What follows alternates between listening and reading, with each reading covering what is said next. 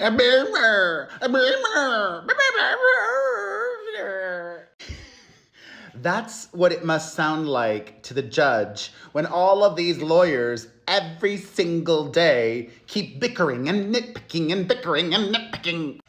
Hello, my fam. It is Perez, the queen of all media, the original influencer, and your number one source for everything It Ends With Us saga.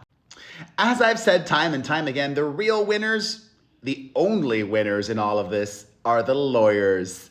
Money, money, money, money! Money!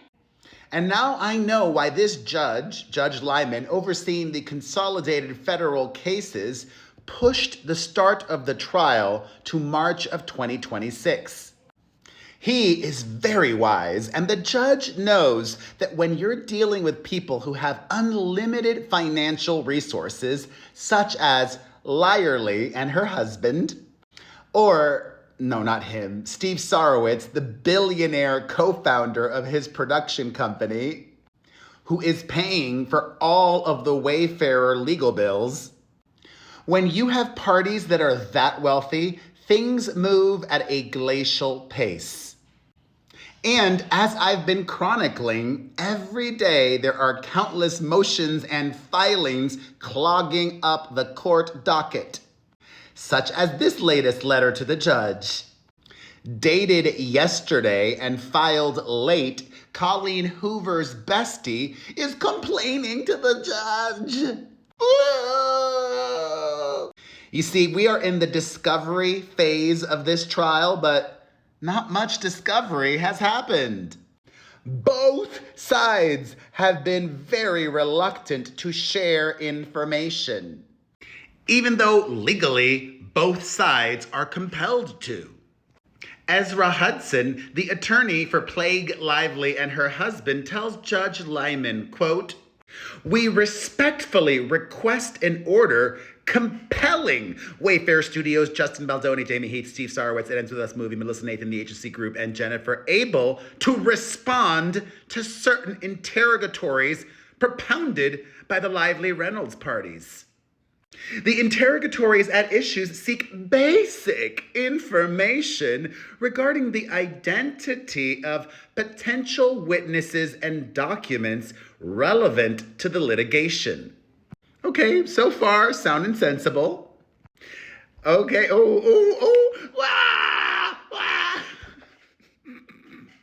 Children.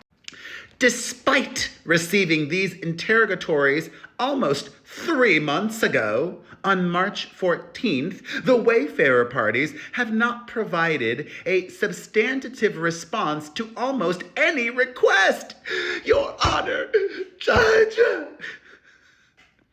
Instead, they have spent months trying to rewrite and narrow the interrogatories to improperly limit the scope of highly relevant information that is uniquely within their possession, custody, and control. Translation: this is really important to our case. They could easily give this to us, but they are choosing not to. And that should not be allowed. You guys, I just had a coffee and I slept 9 hours last night, so I'm in a mood. It is respectfully submitted that this gamesmanship must be put to an end and the Wayfarer parties be ordered within 5 days of the court's ruling of this What the fudge? Ezra, if I am Judge Lyman, I would not take kindly to you putting a timeline to my court. I will rule on this, and I will tell the Wayfarer parties when they must submit the information, if I think they have to. So, what is this highly relevant information that Team Ku Klux Khaleesi is chasing? 1. The Wayfarer parties should identify the email accounts provided to third parties. The Lively Reynolds parties request each Wayfarer party to identify any email account from May 1st, 2024 to date in which any third party, including but not limited to content creators or the media, had access for the purpose of communicating information of any kind, including messaging, talking points, guidelines, scripts, or other information regarding Miss Lively, Mr. Reynolds, the digital campaign, the CRD complaint, or the actions. As counsel explained on several occasions, the Lively Reynolds parties believe that the Wayfarer parties have engaged in covert tactics to communicate with third parties in a manner, this is juicy. This is good. The Wayfarer parties have engaged with third parties in a manner to avoid leaving a paper trail, such as by placing information in a draft folder or other email repository and providing a third party with viewing access to the folder or email, which enables the third party to view the information without leaving a digital trace. Wow. And they tell the judge in bold and italics, the Wayfarer parties have never denied that they have engaged in clandestine communications. This is why I love reading everything. You never know what bombs are going to drop in a filing. They tell the judge that the Wayfarer parties have responded by disingenuously claiming the concept of access is vague and ambiguous. And they are trying to limit the request to only circumstances in which login credentials were provided to a third party.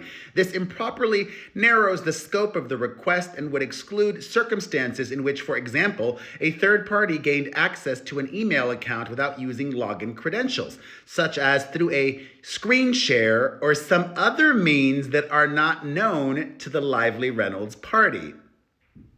Additionally, they are asking the Wayfarer parties to identify the reporters they have communicated with. That seems very sensible.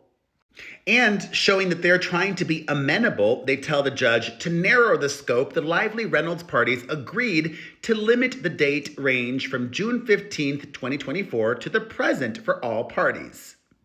However, in their latest response, the Wayfarer parties seek to narrow this request to a discrete subset of topics, a 6-month window from June to December of 2024, and individual reporters only where reasonably known or ascertainable. But they tell the judge the Wayfarer party's retaliatory smear campaign is alleged to be ongoing. And therefore, the Wayfarer parties attempt to cabin their response to just a short window ending when Miss Lively filed her complaint is wholly improper. Additionally, the Wayfarer parties should identify the content creators they communicated with. Okay, that is sensible. They just need to agree on the terms. They tell the judge that they literally can't even come to an agreement on the term content creator. The Wayfarer parties have repeatedly insisted on arbitrarily limiting the term content creators to only those individuals with at least 10,000 followers or subscribers on any single platform, and exclude niche individuals whose platforms are unrelated to the subject matter of this litigation. As parties deeply entrenched in the entertainment and public relations industries, the concept of a content creator should not be this difficult for the Wayfarer parties to grasp, and it should not require a motion for the Wayfarer parties to produce this basic information, which can and should be promptly produced. Respectfully submitted, Ezra A. Hudson. Oh, I love this. I love this. Honestly, this is better than television or a movie. Thank you. Thank you. And thank you to all the lawyers. And thank you for watching. All right, y'all. Thoughts? Let's discuss everything in the comments section.